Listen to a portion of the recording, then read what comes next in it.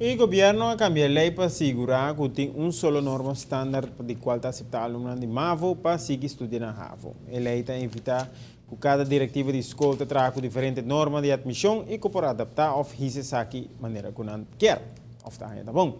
O cambio de lei aqui vai garantizar uniformidade, transparência e claridade e acessibilidade de ensinança. For de janeiro de 2014, o Ministério de Ensinança estava dando deliberação com a diretiva de fundação que maneja o colégio urbano esta semana, tocante manejo de admissão para alunos de MAVO.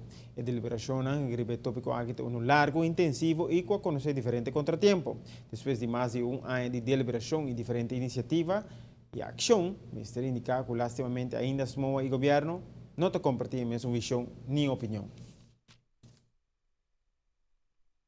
Lo que nos hace a vota mandatur e diferente documentação que está relacionada com a lei e a Câmara de lei, também diferente pontos que cada diretiva de escola vai ter em conta com ele a informação é agora mandar junto com o MB que agora trabalha que está legvast door a diferente decisões aqui e aceita a para não executar arriba a base de uma lei que está na vigor dia 12 de julho.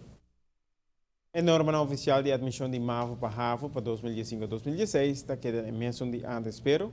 Promete que o colégio urbano quer força para cambiar e fazer mais rígido. A norma está válida per direto e conforme a lei e o processo de comissão tour diretiva de escola mestre mantém na mesa na ISAC.